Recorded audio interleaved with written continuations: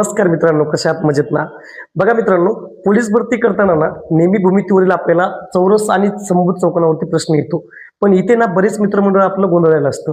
नेमकं चौरस आणि समभुज चौकोनामध्ये फरक काय आणि आपल्याला तोच बघायचे. प्रथमतः मित्रांनो, चौरस म्हणजे काय माहिती आहे का? चारी बाजू सारखे असणे.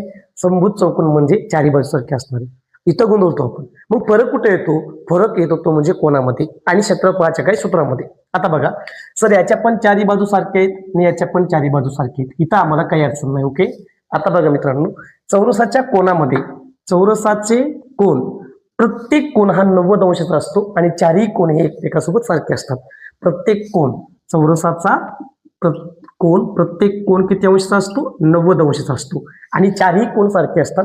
जसं की आपण इथं लिहू शकतो मग ए, कोन बी, कोन सी आणि कोन डी. चारही कोन याचे सारखे असतात. आता समभुज चौकोनामध्ये मात्र चारही कोन सारखे नसतात. हा मुख्य फरक आहे. मग समभुज चौकोनामध्ये नेमके कोन कसे असतात? फक्त समोरासमोरील कोन सारखे असतात. म्हणजे या पी समोरील हा आर कोन, पी आणि कोन आर हे सारखे असतात. इथे लिहायचं याच्या कोनाच्या बाबतीमध्ये कोन पी बरोबर कोन आर, नंतर न कोन एस याच्या समोरील कोन क्यू, हे दोन कोन सारखे असतात.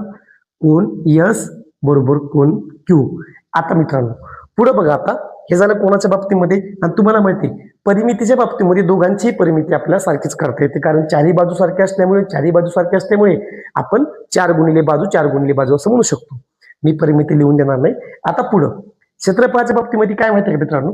जर चौरसाचे क्षेत्रफळ काढताना तुम्हाला माहिती आहे, सगळ्यांना माहिती आहे, फक्त आपण बाजूचा वर्ग करतो. क्षेत्रफळ काढताना काय करतो आपण? फक्त बाजूचा वर्ग करतो. ओके. आणि इकडच्या साईडला क्षेत्रफळ काढताना मित्रांनो लक्ष द्या, समभुज चौकोनामध्ये क्षेत्रफळ काढताना आपल्याला पाया आणि उंची दिली असेल, मग पाया कुठला असतो बाबा समभुज चौकोनामध्ये? बघा इकडे ह्या एस आर ही जी लाईन आहे ना, या लाईनला आपण पाया म्हणत असतो. हे समोर इकडे गेलेलं असते आणि इकडे उंची दिलेली असते. आणि हे असं आपल्याला डायरेक्ट आकृती काढून वगैरे आकृतीमध्ये ड्रॉ करून दिलेलं नसतं, सरळ उल्लेख केलेला असतो. समभुज चौकोनामध्ये 8 सेंटीमीटर पाया आणि उंची दिलेली आहे काहीतरी कितीतरी सेंटीमीटर, आणि सरळ तुम्हाला क्षेत्रफळ करायला लावले तर काय करायचं बघा? क्षेत्रफळ बरोबर काय करायचं? पाया गुणाकारामध्ये उंची, हे सूत्र आपण वापरतो. ओके.